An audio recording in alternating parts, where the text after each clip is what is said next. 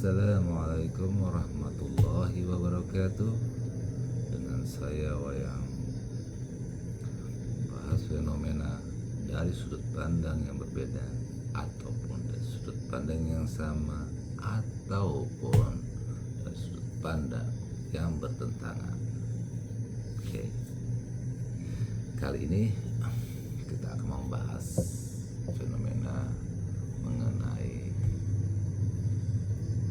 mental down manusia. Ada beberapa hal yang mungkin gak semuanya ya, cuma ada beberapa hal, kita ambil 3 hal aja. Satu mengenai ekonomi, yang kedua mengenai cinta, yang ketiga mengenai kekuasaan yang kosong. Dan di sini dengan cara pandang saya, dan mungkin ada cara pandang kawan-kawan saya yang pernah saya dengar masukan sana sini, yang akan saya sharing di sini, dan kita akan bahas satu persatu. Pertama mengenai fenomena tentang ekonomi. Tentang ekonomi down, benar-benar dalam keadaan down sejatuh-jatuhnya menurut masing-masing orang. Gitu ya. Nah, pertanyaannya, sejatuh-jatuhnya Anda dalam perekonomian, dalam hal menjalani hidup, apakah Anda pernah tidak makan 1, 2, 3, 4 atau seminggu? Apa pernah? Mungkin ada yang pernah, tapi sedikit orang. Rata-rata 1-2 hari mungkin mereka tidak pernah tidak makan. Namun pertanyaannya, apakah Anda pernah tidak minum dalam kurun waktu 1 hari? Saya rasa tidak. Sana pelan minum. Jikalau kita bisa menanamkan mindset, ini kenapa saya bahas tentang ini, karena masalah perekonomian berat itu sampai kita bisa makan ya. Jadi kembali lagi, kalau kita bisa menanamkan pikiran kita, di jiwa kita, merefleksi diri kita bahwa makan itu adalah sekedar untuk memenuhi perut, mengenyangkan. Tanpa makan tidak akan mati. Di saat kita melakukan hal tersebut, kita pasti mampu. Karena ada kok, apa itu namanya, puasa, saya juga lupa namanya itu, puasa para atlet itu sampai ada 72 jam. Mereka nggak miskin, mereka tidak dalam kesulitan ekonomi, mereka kaya, tapi mereka melakukan itu untuk kesehatan, mampu. Nah, jika kita bisa merefleksi itu, saya rasa kita pun akan mampu menghadapi mengenai perekonomian itu. Ya. Namun tetap minum ya. Kalau nggak minum, walau alam, bisa kering nanti, dehidrasi namanya. Namun taraf level keduanya mengenai perekonomian, kita nggak akan bisa seperti itu jikalau kita punya kewajiban di kanan kiri depan belakang, punya tanggung jawab atas orang-orang sekitar kita. Karena apa yang kita lakukan tadi, yang pertama tidak bisa kita terapkan ke orang lain.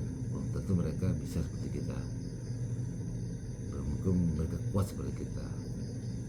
Apalagi kalau kita lihat kegelisahan mereka, mental kita yang akan down, jatuh. Gitu. Bagaimana cara mengatasinya? Tidak ada cara lain, adalah percaya kepada Allah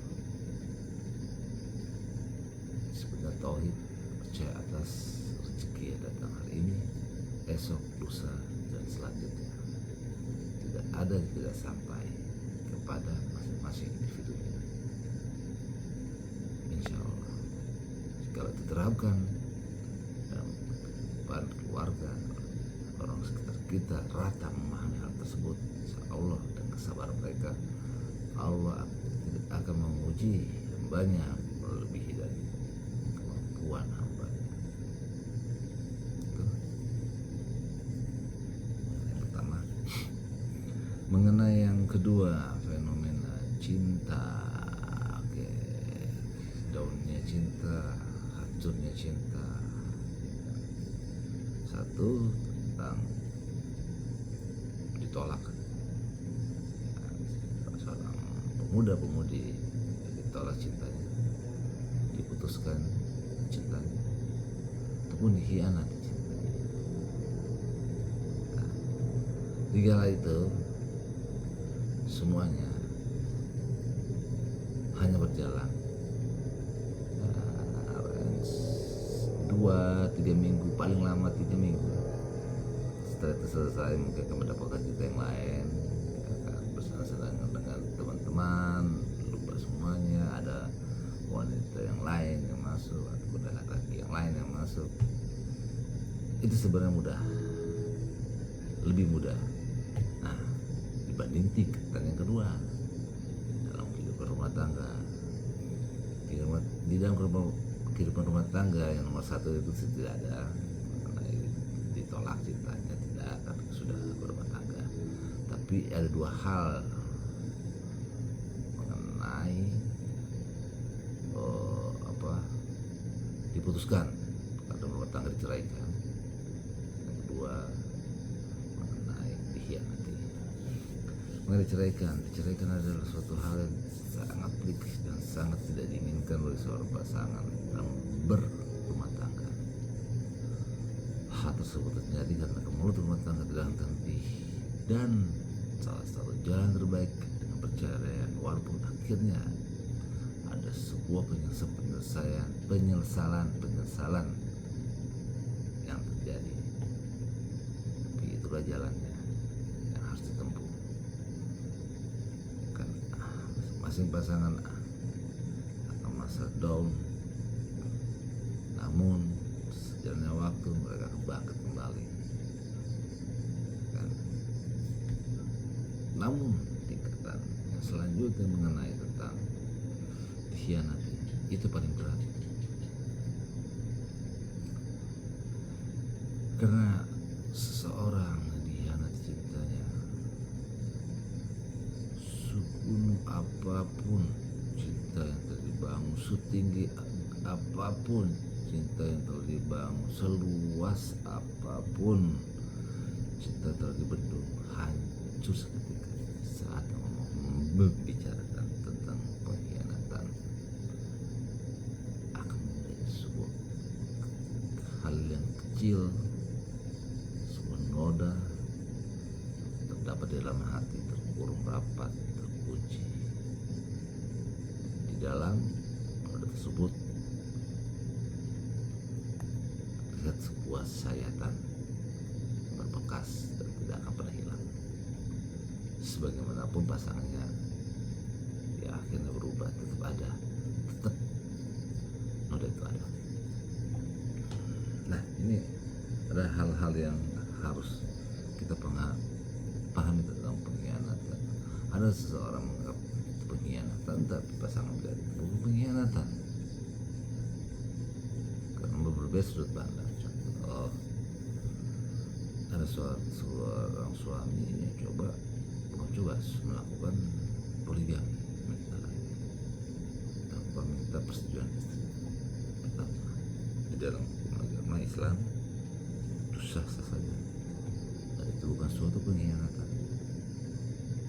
Apalagi punya alasan yang logis dia melakukan hal tersebut karena pertama istrinya tidak soleha, tidak menurut,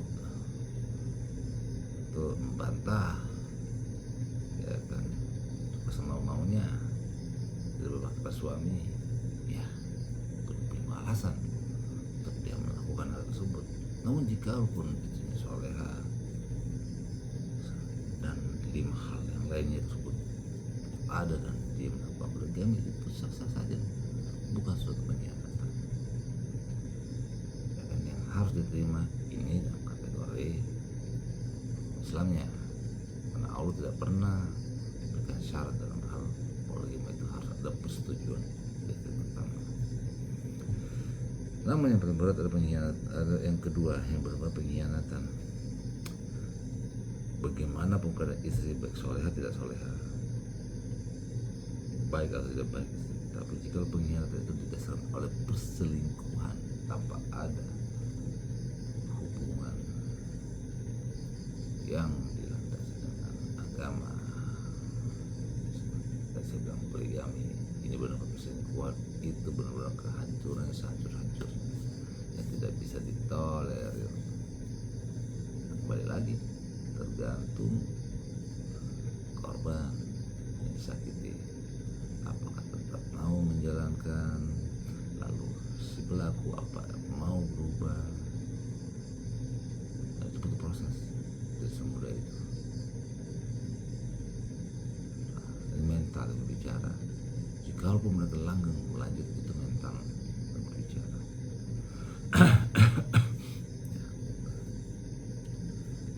Oke, fenomena yang ketiga adalah mengenai kekayaan yang kosong. Nah, ini sudah kaya, berlimpah harta, semacam apa yang diinginkan ada, tidak ada barang sulit, tapi kosong, nol, nol. Kenapa hal itu bisa terjadi? Apa yang dirasakan? Seperti semua sudah dirasakan. Semua orang-orang mungkin yang ada sekitar dia, karena ada sebuah kepentingan, karena sang membutuhkan dia saat dia ada. Ini yang berat, kekayaannya kosong. Terkadang kekayaan kosong itu bukan terkadang, sudah pasti, karena tidak dilandasi dengan agama. Tidak ada fondasi agama di dalam dirinya, hingga dia bingung arahnya mau kemana. Ini uang, ini harta, ini segalanya mau diberikan bagaimana. Jika orang beragama, selalu harta akan dijadikan sebuah wadah untuk mencari pahala. Ya, dia tahu harta itu sebuah titipan dari Ilahi, harus bergunakan sebaik-baiknya. Seperti itu sih. Oke, cukup sekian untuk season ini, untuk topik masalah ini. Yang jelas ini cuma sharing aja, udah pasti banyak kekurangannya. Jadi kalau ada kekurangan ataupun kalau ada saran atau pendapat yang lebih baik, seperti komentar, kita sharing aja sama manusia. Terlepas saya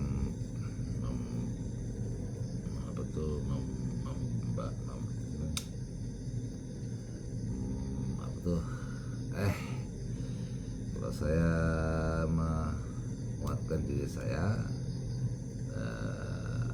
ini kayak ada agama, mungkin kawan-kawan lain punya hal yang lain, tapi kita tidak terbatas sama agama aja ya, ini general. Cuma karena saya beragama, maka saya bicarakan tentang potensi agama.